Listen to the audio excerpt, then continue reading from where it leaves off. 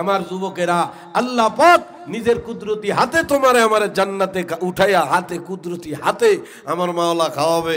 নিজেরে পবিত্র রাখো। প্রেম না কইরা ভালো না, শয়তানে খালি খোঁচায়। সাদা চামড়ার একটা গেছে, আরে সেমরিটারে পাইলে মনে ভালো হইতো। আর তোর মনে লাগতেই পারে, শয়তানি মনের মধ্যে মায়া লাগাইতে পারে। তবে তুই হারামের মধ্যে না যাইয়া ডাইরেক্ট বিয়া করিয়ালা। কথা কয় না, কথা কয় না। বড় লোক হইয়া বিয়া করবি, এই সমস্ত চিন্তা বেড়ে নিতে বাদ দে বেটা। বড় লোক যদি তোমার নসিবে মাওলা লেখা থাকে, তুমি যদি অল্প বয়সেও বিয়া করো, মাওলা তোমার ধনী বানাইবে। এই বেটা আমরা দি প্রায় ছাত্র জামানার কাছাকাছি বেড়া বিয়া করছি। আল্লাহ দিলে আমাকে সম্পদের অভাব আসেনি। কথা কয় না, বোঝে না। একটু খেয়াল কইরা দাও দি, যারা প্রতিষ্ঠিত না হইয়া অল্প বয়সে যারা বিয়া করছে, একটু খোঁজ নিয়ে দেখো। অল্প বয়সে যারা বিয়া করছে, অল্প বয়সে যারা বিয়া করেছে, এরা আজকে কি অবস্থায় আছে।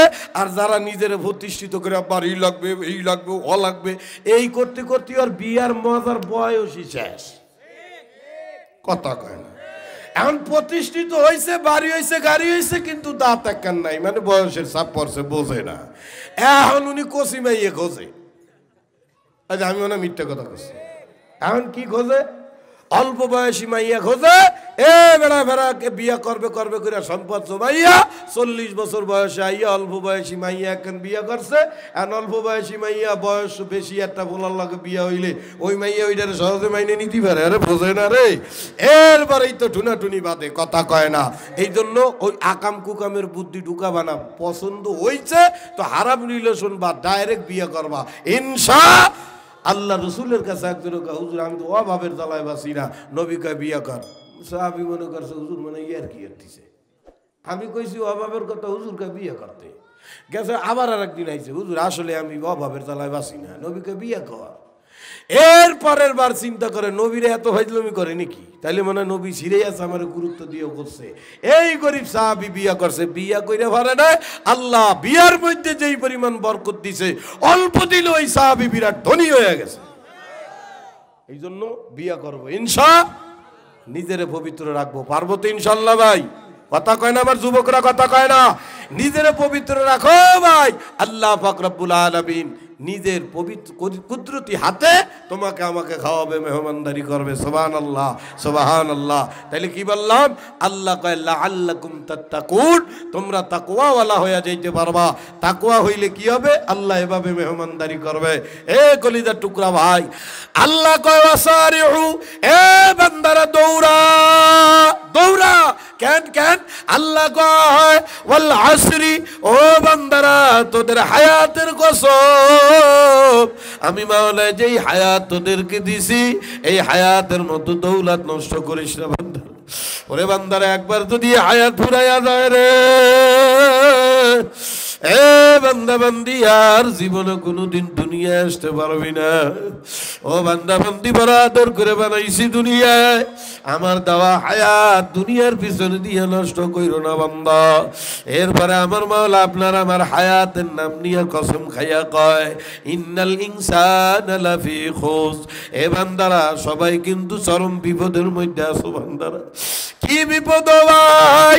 আরে বর্তমান দুনিয়ার মানুষ বিপদ মনে করে আমি বড় লোক হইতাল্লাম না, আমি গরিবই থাইকা গেলাম, ফলার বিদেশ পাঠাইতাল্লাম না, মাইয়ার বড় লোকের লগে বিয়া দিতাল্লাম না। কথা কয় না। বাড়িতে 3 তলা বিল্ডিং বানাইতে পারলাম না, আই ভাই চাকরি ফলারে ধরাই দিতে পারলাম না রে। এইগুলারে মানুষ বিপদে মনে করে। ও শরণ গোলার কলিজার টুকরা বাবারা, মনে রাইখো ময়না পাখিরা, দুনিয়ার বিপদ কোনো বিপদ না, দুনিয়ার সুখ কোনো সুখ না। দুনিয়ার সুখ কোনো সুখ না ভাই। পাও দুইটা দড়ি বুঝা যায়, বুঝা যায়, দুনিয়ার কোনো সুখ না, দুনিয়ার অশান্তিও কোনো অশান্তি না। এ হায়াত দেখতে না দেখতেই শেষ হয়ে যাবে। আরে কলিজার টুকরারা, যারা 10 তলা বিল্ডিং এর এসি রুমে অল টাইম থাকে, তাদেরও কিন্তু দিন পার হয়ে যায়। আপনি আমি ঢাকা শহর সহ খুলনা শহরে যাইবেন, রাত 2টা-1টার সময় দেখবেন কনকনে শীতের মধ্যে বিভিন্ন বাস স্ট্যান্ডে মানুষ শুয়ে রয়েছে, উপরে কিছু নাই। আরে কথা কয় না, বোঝে না। আরে চিন নাই, ঘর নাই, ছাদ নাই, কিচ্ছু নাই, কোন রকম ময়লা সাতকুড়া পরা কম্বল একটা গায়ে দিয়া ঢাকা শহরের গাবতলী সহ বিভিন্ন বাস স্ট্যান্ডে পইরা আছে, আছে না নাই? বাবার একবার ময়নারা চিন্তা কইরা দেখো, কোটিপতি যে এসি রুমে ঘুমায় তারও কিন্তু দিন পার হইয়া যায়, এ পাগলেরও কিন্তু দিন পার হইয়া যায়। আল্লাহ ডাক দিয়া কয়, বল তু সিরুনাল হায়াতাদ দুনিয়া। ও আমার আদরের বান্দা বান্দিরা, আমি মাওলার এই হায়াতটারে দুনিয়ার পাগলামির পিছনে দিও না বান্দারা, কারণ এই হায়াত দেখতে না দেখতে শেষ হইয়া যাবে রে। এ বান্দা বান্দিরা, বুঝিয়া শুনিয়া আমি মাওলার হায়াত খরচ করিয়া আসিও। ও ভাই, এই হায়াত পুরাইয়া একবার মাওলার কাছে যদি যাও, বাবার অধিকাংশ মানুষ বড় বিপদের মধ্যে পড়ে যাবো ভাই। আর ওই বিপদে একবার যদি পড়ে যায় বাবারা, সহজে কিন্তু আর বাসন নাই। এ বাবা, আপনাদের পা দিনে ধরে আমার মাওলা বড় শখ আর আদর করে আপনারা আমারে বানাইছে রে ভাই। এ আল্লাহ পাকের বান্দারা, এ কলিজার টুকরা বাবারা, এই জন্য আল্লাহ কয় সবাই নাই রে বান্দা, তোদের পিছনে আজরাইল কিন্তু এমন ফান পাইতা তাকায় রইছে, যে কোনো মুহূর্তে রুহুর উপরে থাপ্পড় দিয়া কারিয়া নিয়ে যাইবে। যদি একবার আমি মাওলার নাফরমান হয়ে আসো, ইন্নাল ইনসানা লাফি খুস, সবাই কিন্তু বিপদের মধ্যে আসো। ও বাদান, কি বিপদ জানো? মাওলা কোন বিপদের কথা কয়? আল্লাহ কোরআনের মধ্যে ডাক দিয়া কয়, বান্দা বান্দিরা সাবধান, ইন্না জাহান্নামা কানাত মিরসাদা। আল্লাহ, এ বান্দারে, মারাত্মক ভয়ানক একটা জাহান্নাম তোদের দিকে এমন ভাবে ফান পাইতা তাকায় রইছে বান্দারা। ওরে যদি একবার ওই জাহান্নাম তোদেরকে ধরিয়া ফেলায়, লাবিসিনা ফিহা আহকাবা, আল্লাহ কয় লিত্তাকিনা মাআবা, আমার নাবাধ্য হইয়া, আমার নাফরমান হইয়া যদি একবার আসো, ওই জাহান্নাম ধরিয়া ধরিয়া তোদেরকে নিজের ভিতরে ঢুকাবে। আল্লাহ কয় একবার যদি ওই জাহান্নামের মধ্যে পইরা যাও রে, এ বান্দারা, লাবিসিনা ফিহা আহকাবা, বান্দারা সহজে ওই জাহান্নাম থেকে আর বাইর হইতে পারবি না। এজন্য আল্লাহ কয়, আমি তোমাদেরকে জাহান্নামে দিতে চাই না বান্দারা, আমার হায়াতটারে নষ্ট করিও না, সময় কম। ওয়াসারিউ, দৌড়া, ইলা মাগফিরাতিন মির রাব্বিক, আমার হায়াতে যেই পরিমাণ গুনাহ করছো, গুনাহ মাফ পাওয়ার জন্য দৌড়া। হাসতে হাসতে কিভাবে দিন পার করে ফেলো। আরে মানুষ বর্তমানে গুনাহ করে, গুনারে গুনাহ মনে করে না রে। এ বাবারা, পাও দুইটা ধরি রে ভাই, এত দাবি হায়াতটা জাহান্নামী বানায় দাও না ভাই। তোমারে আমারে মাওলা জাহান্নামে দেওয়ার জন্য বানায় নাই ভাই। বাবারে পাগল আসছি, পাও দুইটা দড়ি বাঁধান, বুঝিয়া শুনিয়া কবরে যায় ভাই। পাগল বুঝাইতে পারি আর না পারি, বিপদ কিন্তু তোমার আমার সবার সামনে আছে ভাই। ও ভাই, জন্য নবী কয়, খবর দিয়া জিব্বা দিয়া আল্লাহু আকবার কিবাত করবা না। নবী দুনিয়ায় জিন্দা থাকা অবস্থায় আল্লাহ নবীর আমলেই ওই দূর কোনো এক এলাকায় হঠাৎ দুইজন মহিলা রমজান মাসে রোজা থাকা অবস্থায় মারাত্মক অসুস্থ হইয়া পড়ছে। মারাত্মক অসুস্থ মানে এমন অসুস্থ হয়েছে, মরবে মরবে বাপ, কথা কয় না, মরবে মরবে বাপ, মরা মরবে এমন ছটফট করতে আসে। ওই এলাকার কিছু লোক দ্রুত আল্লাহু আকবার ছড়ছে আল্লাহর নবীর দরবারে। কারণ আগের আমলে, শুধু নবীর আমলেও না, আজ থেকে 30-40 বছর আগেও এমন মানুষ দুনিয়ার ভিতরে ছিল, তাদের সাংসারিক বিষয় কান আর অসুখ বিসুখ কান, এক কথা আরে পরকালীন বিষয় কান, আমল আখলাকের কথা কান, সব কিছুর ব্যাপারে মানুষ পরামর্শ করত, আলেমদের সাথে কথা কয় না। হুজুর মাইয়াটা তো শেয়ানা হয়েছে, কোয়ানে বিয়া, তুমি একটু পরামর্শটা দেন। হুজুর ছেলেটা তো অনেক বড় হয়েছে, কোথায় ভর্তি করবে, একটু পরামর্শ দেন। দেন। হুজুর আমি একটা নতুন জমি কিনছি, কেমনে কি করবো একটু পরামর্শ দেন। আগের আমলের মানুষ বুদ্ধি চাইতো মসজিদের ইমাম আর নিজের পীরের কাছে, এখন দুনিয়ার মানুষ ইমাম সাহেবের দ্বারা আমার নামাজ হয় কিনা হ্যাঁ জিগায় না, কথা কয় না। এর লাইগা মানুষ ধনী হয় কিন্তু বাবারে দুনিয়ার জমিনে শান্তি পায় না। কপাল ভরা মানুষ মনে করে টাকা কয়টা হইলেই শান্তি, না রে বাবা এটা ধোকা। বরঞ্চ মনে রাখিও তুমি এই যে আমি যা ভাবি আল্লাহ পাকের দেওয়া নিয়ম তার উল্টা। আমরা মনে করি আল্লাহু আকবার, আমরা মনে করি এ বাবারে যার টাকা যত বেশি সে তত বড় সুখী, মিথ্যা কথা। বরঞ্চ বাস্তবতা হইল যে এই জামানায় যে যত ধনী সে তত জ্বালায় আছে, কথা কয় না। যার যত টাকা তার তত জ্বালা, তার তত মুসিবত, কথা কন। এই জন্য টাকায় শান্তি দেয় না, শান্তি দেওয়ার মালিক কেডা, কথা কন। একমাত্র আল্লাহ, একমাত্র আল্লাহ। কেডা কেডা কেডা কেডা? আর যুবকরা মনে করে সাদা চামড়ার মধ্যে শান্তি, এ পাগল হইয়া যা সাদা চামড়ার লেগা। এ যুবক না, সাদা চামড়ার পিছনে পাগল হইস না ভাই। চামড়া সাদাই যদি শান্তি হইতো রে, বর্তমানে কোর্ট কাছারিতে যাইয়া দেখ সব চাইতে ডিভোর্স বেশি হয় শিক্ষিত আর সুন্দরী মাইয়া গো, কথা কয় না। সাদা চামড়াই যদি শান্তি হবে, চেহারা ঠেলায় বাসে না, বিয়ে হইছে ছয়টা এরপরও সংসার হয় না, কথা কয় না। যার বোর যত চেহারা বেশি এ বেটা তত ফেরেশানিতে আছে, না জানি কার লগে ভাগ্যা যায়, কথা কয় না রে বাবারে। কথায় কথায় আসে তাই বলতেছি, রাগ হয় না।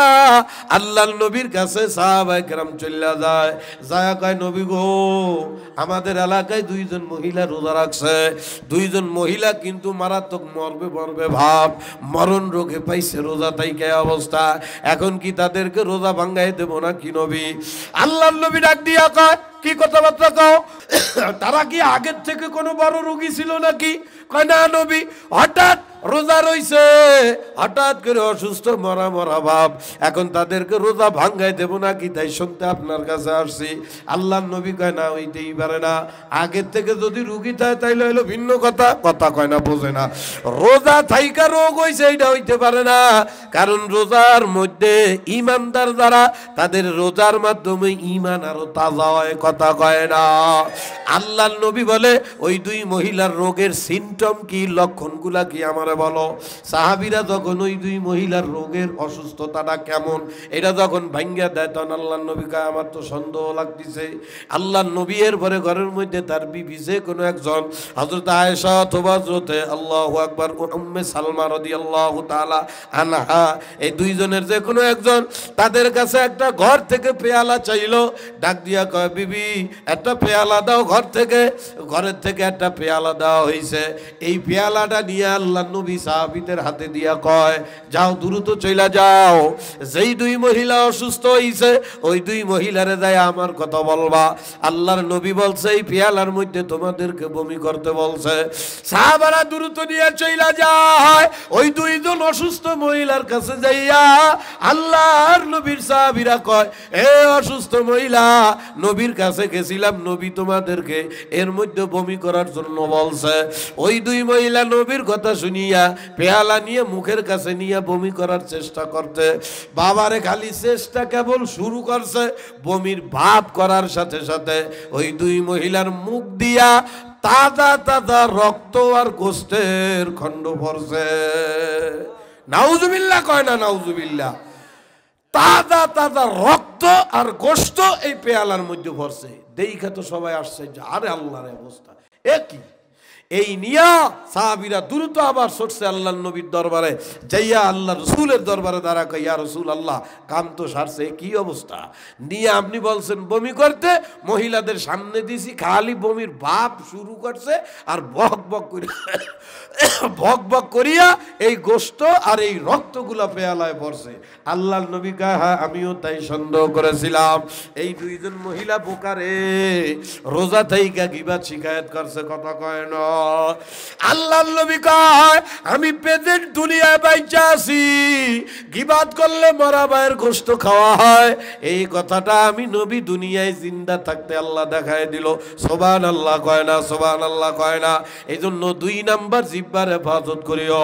3 নাম্বার ও যুবকেরা, ময়না পাখি বাবারা, মহিলারা, কানের হেফাজত করিও।